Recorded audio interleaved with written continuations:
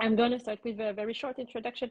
For those who don't know me yet, I am Carol. I am the founder of Parentally, and Parentally is a platform to help all new and future parents find all the extra care and support they may need at every stage of their parenthood journey. So during pregnancy, birth, postpartum, or early parenthood. And we are also on a mission to share information about all the different types of support that you may need on your journey. And today we're going to talk about breastfeeding. And our guest is a member of Parentally, Marieke van Luin. Sorry for the pronunciation if it's not good. Beautiful. Perfect. Much better than in Dutch. You are the founder of Mama Minds, and you are an IBCLC, and I'll give you the floor to maybe also introduce yourself first. Yes, thank you. Well, indeed. So my name is Marieke, and well, maybe first to explain a little bit what is an IBCLC, because that's the first step. Well, I'm a lactation counselor or lactation consultant, which I offer breastfeeding support.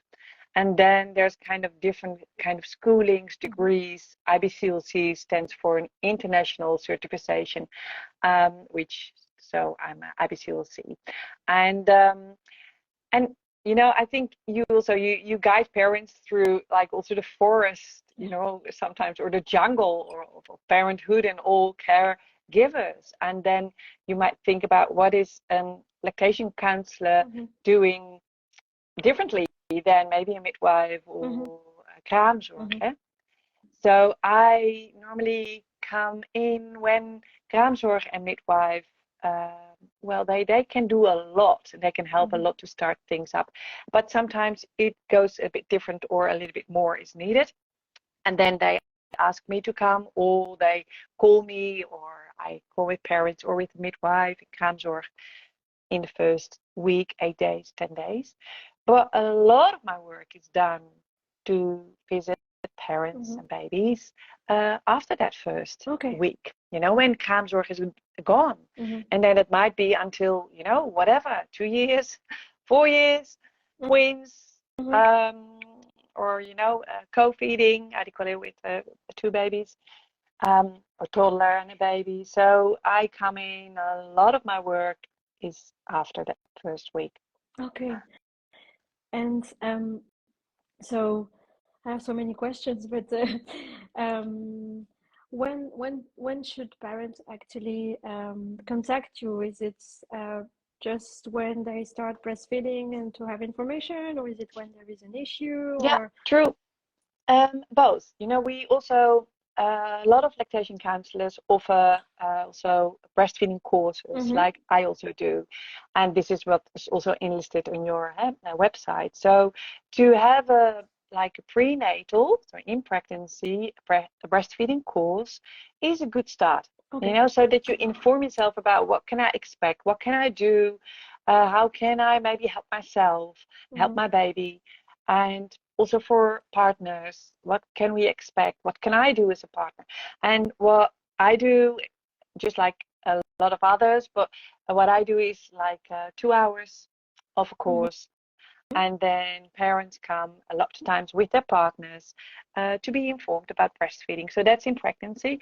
And then after birth, when you're struggling with breastfeeding, or you have some challenges or problems, or sometimes you want to just make it more comfortable, or you are a little bit insecure.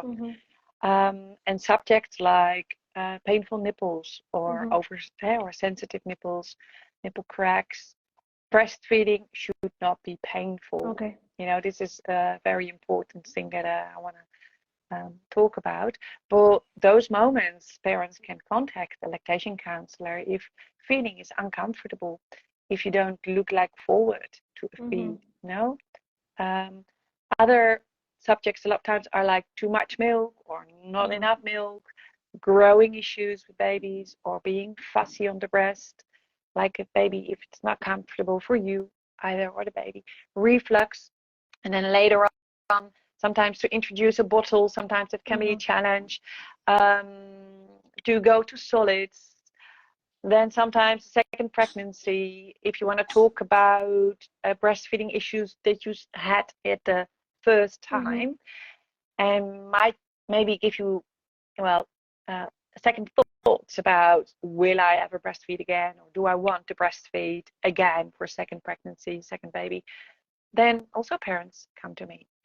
And of course, sometimes there's bigger issues like medication or operations, or like, being hospitalized as a mom or a baby.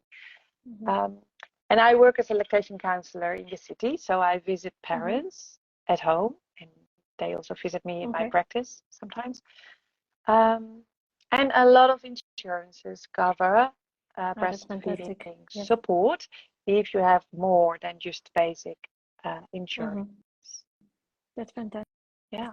And you were talking about preparing for breastfeeding, and that people could also take a course in pregnancy.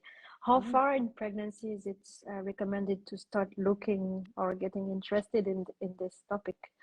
Or well, is there no particular... I can't say like when do you have to be interested. Maybe you're not interested at all and want to inform yourself and to make a choice.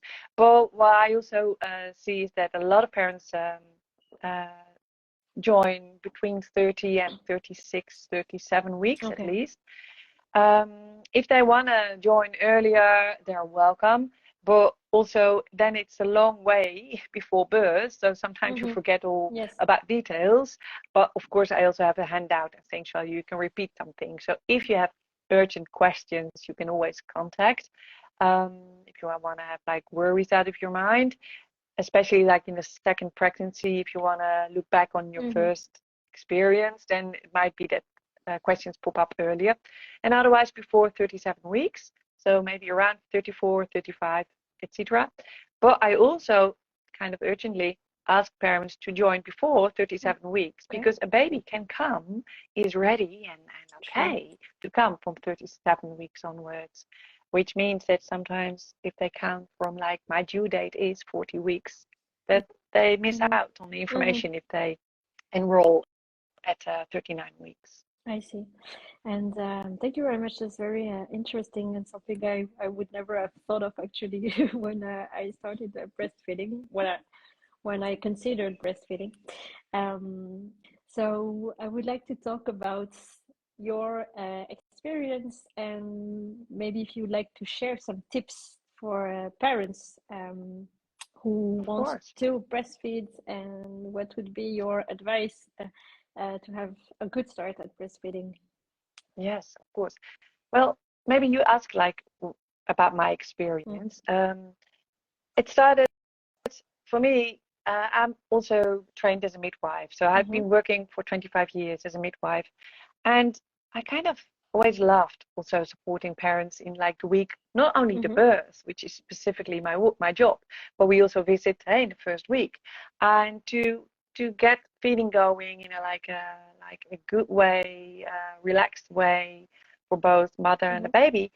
I loved working with parents like that. But I thought I knew a lot already about breastfeeding as a midwife, which I have my knowledge there. But I thought, like, I know so much already. Let's just be in IBCLC. Let's get my papers done. And then I learned so much more, being trained as a lactation counselor. I've been living abroad for a little while in Australia, and I went along with the lactation counselor there. I already knew that I was going to start my training at the IBCLC after that. So I just thought, like, let's go along with her. And I learned so much from her. And then, so I was abroad for already like half a year. And coming back, I started the training for a year and did my exams. So there was kind of my schooling. But also, I have my own children. I've got 2 kids, and one of them is in the shower, and then in a little while she will come out, so I have to close the door. I thought, I just see that she left my door open. But my daughter is 18, my son is 20, and I also breastfed them. And with my boy, he was 9 pounds, a very huge Dutch baby. And I had a C-section, but I breastfed like, or we call in Dutch, like with 2 fingers in my nose. Oh, that's a strange thing to translate, but it was really easy going. And he was 9 pounds, like 4 kilo, 500. And I had a very good experience, and it was easy going. In 1.5 years, I fed him. And then with my daughter, it was a bit more of a challenge. And I was wondering why it was. And I thought, like, what's happening? And first of all, I want to share that it can be wonderful. You know, with my first kid, it was like a good experience and empowering that my kid was growing from my milk, you know, in like huge baby. Yes. That was empowering for me, and it was a good experience. But I also experienced that not always everything is easy. So that's kind of my background. And now in my daily job, I'm now fully working as a lactation counselor full time, which means I visit parents at home. I do like schoolings, you know, classes, but I also teach. That's one part of my profession. I'm also a teacher or a trained teacher degree. So I teach midwives about breastfeeding. I teach doulas about breastfeeding. But my daily job is visiting parents. And what I love the most about that is to help like parents kind of on their feet. You know, it's such a basic instinct to feed your child. And if you encounter challenges there, that can really sweep you off your feet. You know, you want to feed your baby, it's instinct. And if I can put some ground to that in some confidence and comfort and sometimes just simple solutions, I really can build with parents and help them be a parent, you know, and feel good. It's just like a good birth, you know, if you have a good experience, it can really empower you. Feeding or challenges, feeding your baby can really make you insecure or get a lot of tension around. So if I can help there, it's for me just as fulfilling and sometimes even more than helping with a birth. It's like the birth of a mother. And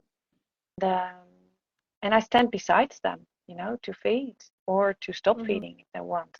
And I love that, you know, going and stand beside parents and give them a bit of ground or to guide them. So I visit parents for about 2 hours, sometimes 2 times 2 hours, or sometimes 3 times. And then in between, I have contact to talk things through, to evaluate what we thought of and planned and experimented with. And sometimes it really makes a change, and sometimes not yet. And then I always hope the parents come back to me so we can change the plan and find out what works for them. So, yeah, this is kind of what I do in my daily job. And about tips, you know, let's look into that. But to give one little second, I just closed the door, okay? So because I think then that's a bit easier. So let that sink in. I'll be back. Okay. No worries.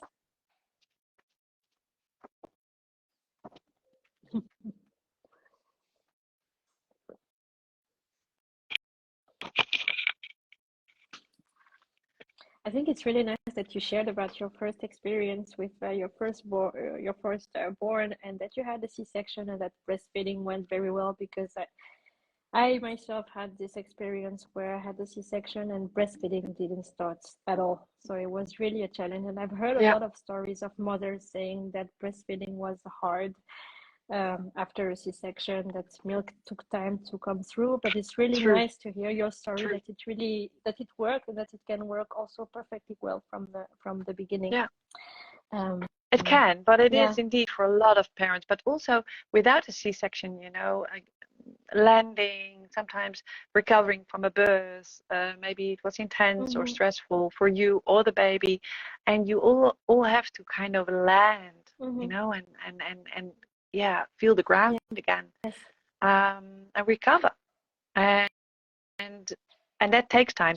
So indeed, in fact, it is so that breastfeeding starts like building up day by day after birth, and then on day 4 or 5, a lot of times you really feel a big change, because then your breasts will change because of the hormones. They will produce more fluid milk. Before that, the first 3, 4, 5 days, and from the first moment, 0 day, you have your own milk, but we call it colostrum. Yes. So that's the very concentrated, highly potential milk.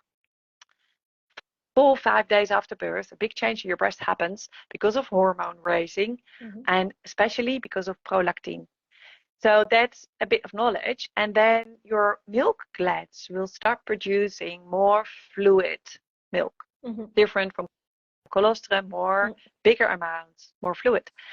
But that engorgement and that kicking in of the hormones with a C-section, we experience that can be delayed a little. Maybe because of hormones, but also a lot of the times because a C-section needs time to recover, and sometimes the birth was extra intense because of the C-section, or maybe the birth before that. So it might be the birth, it might be the C-section on itself, it might be that you're not yet comfortable in moving with your baby. So, but also in fact, indeed, milk can kick in a little bit later. And then for all mothers, it is important that we try to get milk going those first 1, 2, 3 days. Although you already have your beautiful colostrum, we have to give the body a sign that we need to get producing milk a little bit, like more than just the colostrum. For that, your body needs to realize that the baby is really there, and that your baby can also take out the milk, the colostrum, out of your breast. So when it's emptied, your milk gland will start realizing, like, hey, we have to refill. So if colostrum is not taken out of the breast the first few days, like when a baby's maybe not suckling effectively or not often frequent enough, then we experience that milk kicks in later or less effective. So the first 1 to 3 days, and especially also the first 24 hours, it's good to stimulate your breast as frequent as possible, of course, with the baby. I always call that like walking dinner, but then lay down. Just have your baby on the table. Yes. This is your table. And just let it snack. Cries a bit. You don't know, well, just put it on the breast. Frequent feeds, but also emptying of those glands is important. And we don't always see yet if the baby is really swallowing or if milk comes out. A lot of parents are aware of that breast needs to be stimulated, but a little bit less aware that the milk also needs to be drained for the milk gland to start refilling. So my first tip is be proactive the first day, feed on demand, but also offer a breast. Like not only depending on the situation of the baby, because the baby might be tired or from an intense birth or a bit stressed or sometimes a bit nauseous. And then the demand is sometimes a little bit repressed. And then you can take initiative the first 24 hours to like frequently offer a breast, keep your baby close, but also if the baby doesn't do it, or if you're insecure about the swallowing and emptying of those glands, then you can express by hand a little. Now I touch my breast, but you don't see it. By hand, Yes, by hand. And emptying of the breast and frequent stimulation for the first 24 hours is good for production. If I look into the first 3 days, I would say like the first 3 days are very important for getting good production up. Okay. But a lot of caregivers also inform you about that a baby has some reserve for the first 24 hours, which is also true. You don't have to be panicking about that your baby maybe does not drink that much the 24 hours. It is very little amount which you produce in colostrum, but very highly concentrated. But if the baby is nauseous and has his reserve, which is fine, it doesn't mean that it's good for your production to leave your breast at rest for 24 hours. So don't panic about your baby. Don't panic about your breast, but be a little bit proactive. and squeeze out some milk if the baby doesn't do it. Squeeze out some milk, hand express by hand. And also then offer it to a baby on a little teaspoon. You can catch some milk for the first 24 hours and just spoon it in if the baby is not active or not actively drinking. So first 24 hours, it's important to get frequent feeds, like a frequent. Do you have any idea, Carol, about what we say, how frequent or how many times a baby could be invited to the breast the first 24 hours? What is your thoughts? I have no idea, but I've heard so many times that feeding should be on a schedule every 3 hours. And yeah, you hear different opinions on this, but Yeah, no, the sort of... well, if we look about schedule, that's also a good theme. But if we look about those 3 hours, at least every 3 hours is a real good start. But the first 24 hours or the first 3 days, I could say, like, even more often is even better for your production. So you could invite your baby or respond to your baby at least every 2 hours, 2 to 3 hours, which means in 24 hours, it's about 8 times if you keep to the 3 hours. And that's the rhythm of a stomach. It's not our schedule. It's what the baby a lot of times wants a refill because of the stomach that is emptied.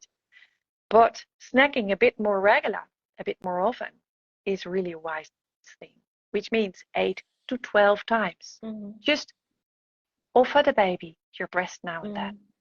I always give the examples like being a good host. I learned from being abroad and working with a lot of people from expats and families that they offer me coffee and tea if I don't ask, Dutch people are not that polite. I learned that. So I don't wait for my guests to say could I have a cup of coffee, please? I offer it already. And I would love to make water and tea and coffee ready for my guests to come. So for my baby, what I mean is you don't have to wait for the demand. You can always take your baby after 2 hours with you if it's not on you. Take it with you so the baby can wake up and think oh, that's nice. Oh, maybe I'm interested. Oh, yes. And then you're a bit upfront so the baby's not stressed out yet. Often frequent feeds every 2 to 3 hours, frequent stimulation, but also expressing some milk by hand, or at least look at your baby if the baby is swallowing and taking some milk. But that's about production. And it sounds very proactive. One tip is get production going the first week. Second tip is also a bit not that proactive. Relax. Stay in the bed. Slow down. Meet baby tempo. Babies are not in a hurry. They just want to be. And you have to try to connect with that low pace. Not only the first week. To be honest, in my experience as a mom, and you too, Carol, I always wondered, when do we start to feel in a hurry? Like toddlers, they're not in a hurry, and that can be really my tempo is quite high, but I'm the relaxedness of a baby is so contagious. They're not in a hurry, so you have to really pace your energy for the first week and connect with that low tempo. But also be proactive a bit, offer now and then. So it's that balance. Yes. And then it's not only that first week, so that's my second important message, take time to connect with your baby, to meet in energy level, to land, to feel safe. And that can take quite a bit of time. Sometimes more than that first week. Sometimes it's very normal to, also for breastfeeding, to give it time, 4 to 6 weeks. You have to figure out. But if you can take time. Yes, take time for a lot of parents, because that's a time that I meet a lot of parents, also the first 6 weeks. You don't have to do an exam or to have a degree for breastfeeding after that first week with kraamzorg. Some babies and some parents, and a lot of parents and babies, need a little bit more time. Yes. So slow down, take rest, take time. We started also off, that's one of the tips, also like third tip, inform yourself about breastfeeding before birth, if you can. The second was slow down, and third, not in sequence, but third is like get your production going. And then fourth, it's really important to listen to your body, and specifically to listen to your nipples. Breastfeeding can be sensitive and can be painful, but pain is one of the things that parents contact me about, painful feedings. And I totally agree with those parents. Feeding should not be painful. It can be a bit sensitive, your nipples. And I shared a PDF with you, and you're free. We will talk about it, how to do that, but you can share it, okay? Yes. Okay. Nipples are sensitive, but that is for a reason, I always say. The reason is that they tell you if it's right or wrong. So if your nipples tell you like, oh, it feels like a bit too much, or like biting or pinching or sharp pain, it's a warning. And it asks your body is asking to make a change. Pain is always a warning. You have to listen to that and not to ignore it.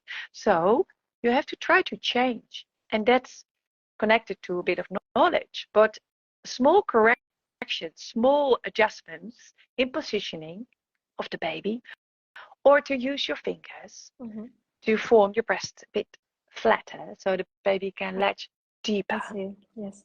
And take more than just the nipple, means some knowledge, means creativity, or like instinctive movement with your hands. But it means also that you can position your baby a bit differently so the baby can do his or her job better. So listen to your nipples and avoid cracks by trying little things to adjust. I might show a little bit what I mean. So I have a baby here for my doll, a little assistant. Meet her, and don't be shocked. I brought a breast. Perfect. So let's move a bit closer. Well, I have got breasts here, but I'm not going to shock you. But I always show this also in my classes, and it's very silly and a bit strange, but I will show it to you now, because I can do what you might do with your breast and when the baby's latching, and then I will be the baby. So I was talking about adjusting the position of the baby so the baby can do the job, or the best she or he can do. And that means that the baby needs to latch, and the baby does that instinctively, but the baby can latch better if it can open up the mouth. The baby now puts away the glasses.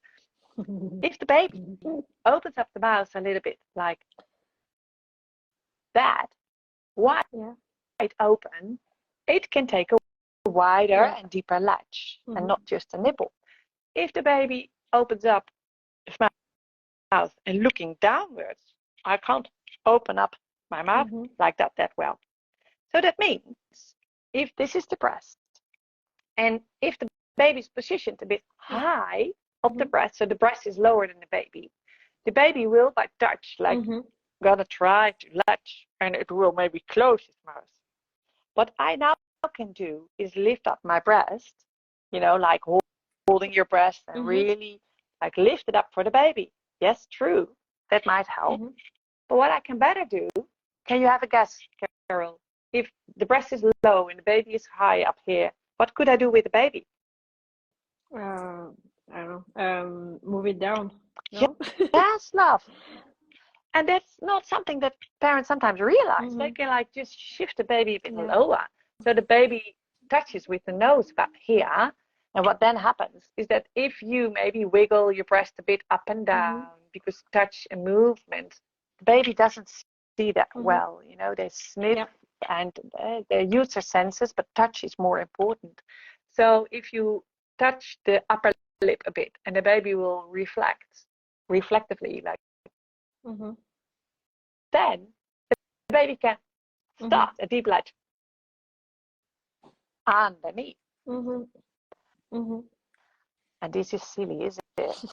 To do it here, but a lot of parents in my class say, like, I didn't remember anything you told me, but I do remember that pink breast. Yeah. And about moving your baby down, so let's show that with my lovely assistant. I think I have to stand up then a bit, okay? So the thing is, if I have my baby, like a lot of parents recognize this, maybe, you know, and you can have a little bit of a guess where my breast is, you know, you don't have to be very specific, but my breast is a bit lower. I'm very old. My breast is a bit lower and the baby's looking down, you know. If I just let my baby like sink in a little bit more like that, then, sorry, this baby's not working with me, then the baby can look up a little bit like that instead of looking down, looking up, because my breast is like a natural height. So that means instead of like holding my baby very tight up here, sometimes I have to let go of that beautiful butt and just hold it close. Maybe hold it close a little bit here on my body. And a baby can do a lot themselves if you let them use their hands. Let them use their hands so they can orient and like also lift up their head a little bit better. You know, they will do like that, especially when they have their hands here and when they're stabilized. So I work a lot with natural feeding and having a baby on your body comfortably. Sometimes we use pillows to be comfortable. But keep in mind that you can move your baby a little bit downwards in a comfortable way, might mean that the baby can do the job better. It's teamwork. And sometimes as a mother, you know, I love courses and preparation to empower parents, but it's not that we have to do everything. The baby can do part of the job, 50%. And if you as a mother feel that you are working so hard to get breastfeeding going, which might be, you know, costing a lot of energy, I might look into with you as a parent, like, what can we do to let the baby do a little bit more themselves, or how can we organize other things? But talent of the baby is a lot of times underestimated. Babies can lift up their head, they can open up the jaws, they can crawl on your body. And if we use that talent more, feeding is a lot of times getting easier. One more thing. I talked about your breast and flattening the breast, positioning the breast maybe, or positioning the baby, and how to let that baby start up instinctively. I'll just catch up a little, first stand up a little, is a lot of the times when you have your baby in an instinct like holding position here. So from here you can glide your baby to a breast, and that gliding is a lot of touch. And with that gliding and holding position and guiding your baby to the breast, now I'm the baby again, a lot of instinctive movements are triggered for a baby. So the babies will latch better if you kind of glide them with a lot of touch to your breast position. If you're comfortable and the baby's comfortable, you know, you have to figure it out a little.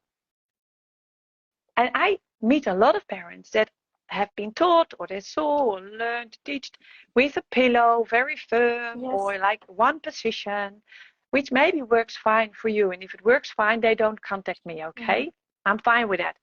But if it doesn't doesn't work for you or not anymore because the baby's maybe 2 months and wants to do more themselves, and parents then get into a struggle because they think they do the best and they have to feed the baby, and the baby wants to feed themselves more and more.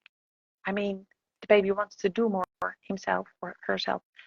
Then I get a lot of parents get into trouble then, or struggling with the baby, and then I can guide them to more natural positioning. That kiss and cuddle and glide is something I use a lot with parents to activate the baby. And one aspect of that gliding is more scientific. Interesting fun fact is that gliding is not only touch, it's also doing something with your orientation in your ears as a baby. So the movement from up down helps them to coordinate, and they also are calmer here a lot of times. Yeah. If they're stressed here, you can kind of reset. They listen to your heartbeat. You can kiss them, which regulates you. You can take a deep breath. Try to calm down, both of you, and then start over again. So what I was talking about now was the fourth point, kind of the latch, and to save your nipples and to listen to your nipples by using the talent of your baby to let the baby latch better. That is about positioning of your breast and the baby so the baby can reach up.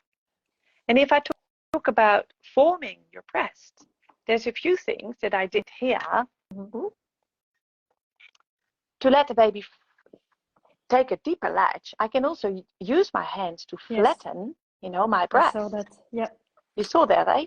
What I was also doing is flipping my nipple up a little bit like that. So if you make a sandwich like a hamburger, all right? If you think this is shocking, you better think it's a hamburger. So if this is a hamburger, you can flip it up a little bit, and that I do on the edge of the areola. I can flip it up a little, so I can take a deep latch underneath. This is about forming my breast. I can do that with my hands in different ways. If I have my breast here, let's see, a little bit like that. I'll just flatten it a little bit because all right. So I could do it maybe with this hand and then maybe flip it up a little bit like that. And I stay away from the lower part, my areola, so the baby can latch underneath. Sometimes I can do with this finger, then maybe my baby is leaning on my arm like this. Some mothers prefer to use this hand, so that same hand as the breast, and hold the baby maybe. I see. Are you guiding the head of the baby also to the breast, or do you let the baby come to the breast? Good question. Oh, I love your question, Carol. Well, I'm kind of facilitating. Let's talk about that a little. If I now just hold my hand a little bit like that, I'm facilitating the baby to get to the breast. You remember, the baby has a lot of talent. The baby wants to lift up that head. I can support the head if I stand up. If I can support the head by more holding the side of the head, that's working better. Sometimes I say parents with small babies like to maybe grab a bit like in the armpit, so you support more the shoulder blades and the side of the head, and try to avoid holding the back of the head. I see. Because this is working counterproductive for a baby, because baby wants to lift up the head and I'm pushing the head. Although you think okay, let's put the baby on. A lot of parents get into struggle after 1 week, 2 weeks, or 6 weeks, whatever, because they're used to kind of push the head. And that's sometimes also because they're taught or think and instinctively want to protect the baby. And you know that you have to hold and support the weight of the head a little. If you lift up a baby, you have to support the head. But that doesn't mean that we have to exaggerate and stop all the movement of that head. I can facilitate the baby in what the baby wants to do without really obstructing it, pushing it. Although I also meet caregivers, maybe I did it as a midwife too, because I thought it was right. And to quick fix, put the baby on the breast. Yes. You know, like breast and Yeah. like whop. Yeah. But I now guide parents more like to hold the shoulder blades and to like start with the chin so that I can, it's a bit of movement of both. Am I rubbing my mic It's perfect. a No. lot? No. Okay. It's okay. It's fine. So if a caregiver or nurse or counselor really teaches you to like hold it here, that's what I hear also a lot, behind the ears. That's kind of okay, yes, but as long as you give some freedom for the baby to move up, I'm more concentrated. It's not wrong, and it doesn't hurt the baby. But if you get into like obstructing way, then you should lower your hand a little. If parents are reflectively holding that head, I always say like, okay, just concentrate on like stroking that lovely baby head and slide down a little. And then always parents, they think like, oh, but then the head, but the baby is strong enough if you hold the side of the head. And if you work more reclined, I get very enthusiastic, Carol. It's really we have to try to resume to those 5 points again really also. But this is about the latch and how you can twist the position of the baby to latch deeper and more comfortably. All right. So if I stand up again, you don't have to feed standing up, but just to show you. So imagine me sitting and holding my baby like this, and maybe holding my baby like this. This is all what we see a lot, you know, in positioning. But if I recline a little, like lounging, the baby is leaning on me and can do much more themselves, like that. And I don't have to carry that much because I'm reclined. Also, I hear a lot of parents that are taught that the baby should feed in a straight line. Yes, I heard that. You know, maybe it's helpful for you. If that's helpful for you, please do. For me, it's a little bit mathematics. And breastfeeding is not about mathematics.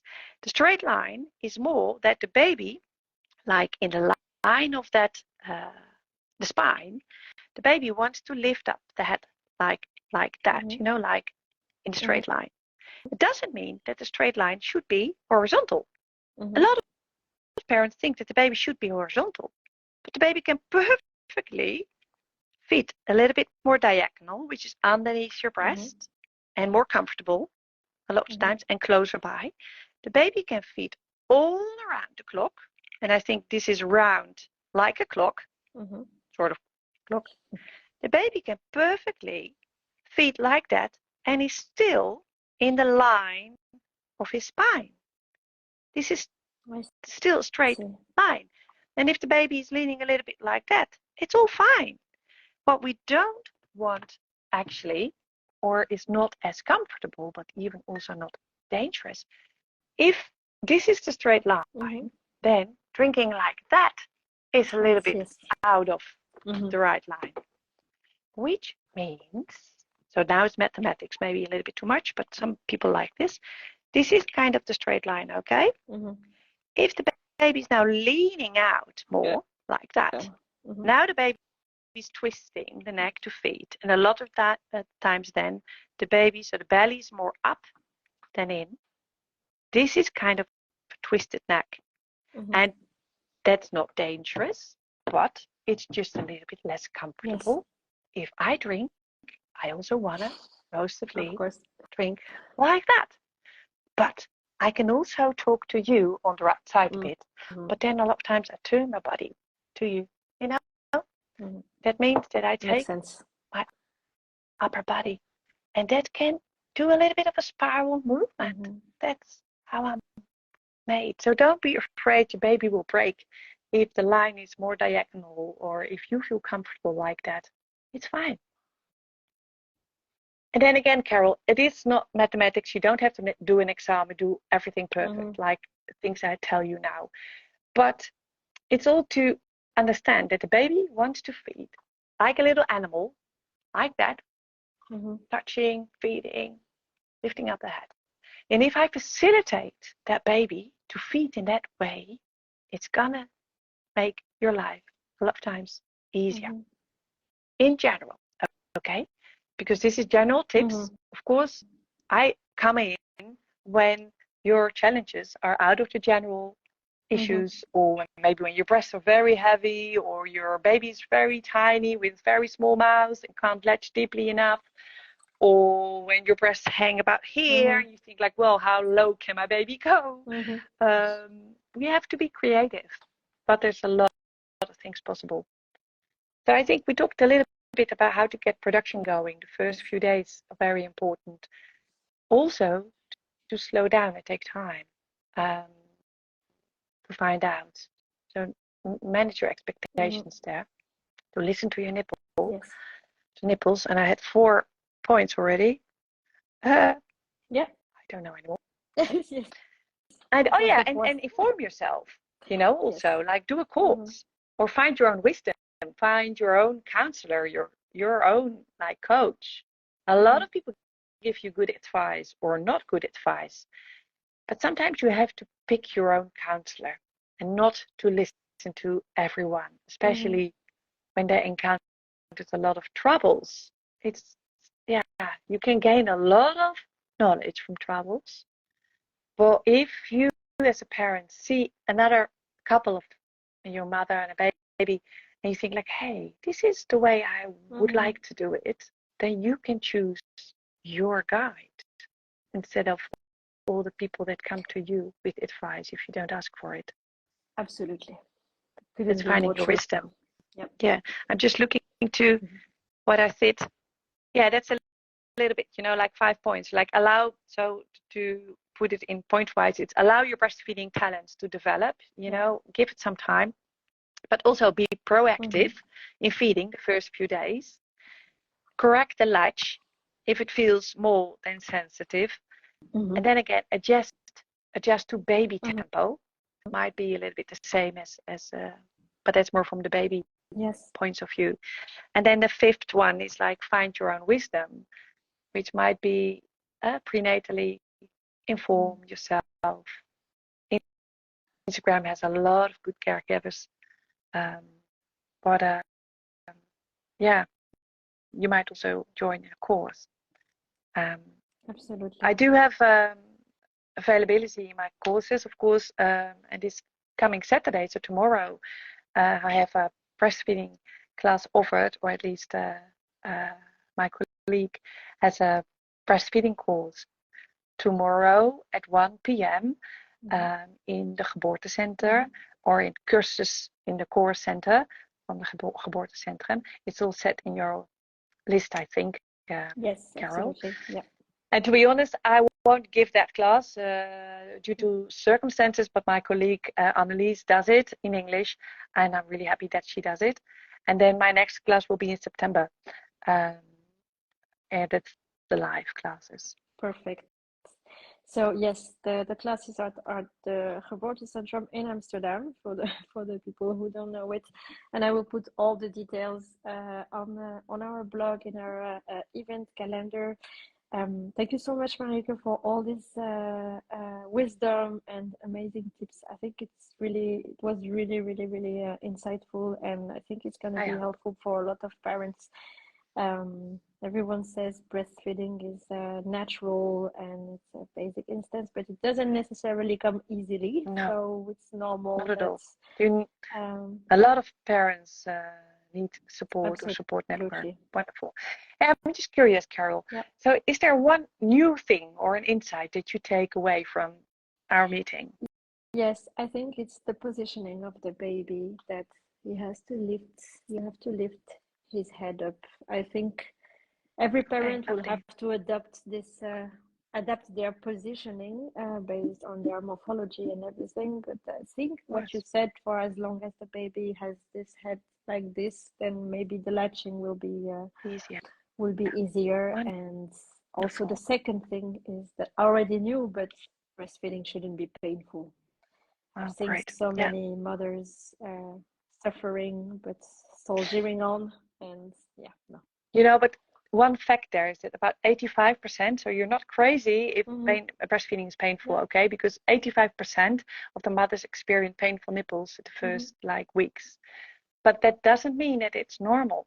a lot of people don't know how to adjust, okay, and how to change it. Some things just go better by time, also because the baby grows and gets bigger, or your experience grows and you adjust better. But that so many people experience pain doesn't mean it's normal. Okay, that's just a little bit finishing up. And is there any time left? Or I could also imagine that you think like, let's round up. But is there any parent maybe that wants to ask something? Please feel free. We still have a little bit of time, so if you have any question, please ask us in the comments. Yes, so that's gonna be in the comments, is it? Yes. You're a little bit more experienced than I think, Carol. So if you can find the comments, I'm really happy. I can see them. Does anyone would anyone have a question for Marieke about breastfeeding? Otherwise, I would be very happy to do another live or ask me anything with Marieke. That would be also great for parents. Oh, that would be lovely. Yeah, and I will maybe also on my Instagram I will do a Q&A. So if people want to ask me things.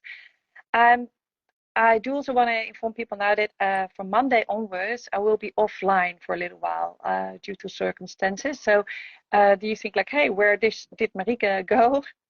That's for the coming period. So you can find information on my website if you want to know or book a session. But for the coming weeks, I will be offline and not working. But for this weekend, so this coming days, I will do a Q&A for people that have to think it over. Fantastic. So I will put all the information. I will share this feed has been recorded, so I will share it on the feed, obviously, and I will put also all the contact details of Marieke if you want to contact her directly and to join her live this weekend. I didn't have any comments, so I think we are done here. But thank you so much, Marieke, for this live. It was really great and really interesting. Thank you. Thank you for inviting me. My pleasure. I'm glad it worked out with the connection and the things. It was perfect. Okay. It was really great. Thank you, everyone, for watching. Yeah, I saw some acquaintances for me. Yvonne. Sorry, I'm talking through you. Yvonne, I see you there, and Caroline. Lovely. Thank you for watching. I'll shut up. Have a great day, everyone. Thank you so much, Marieke. Talk soon. Bye-bye. Bye.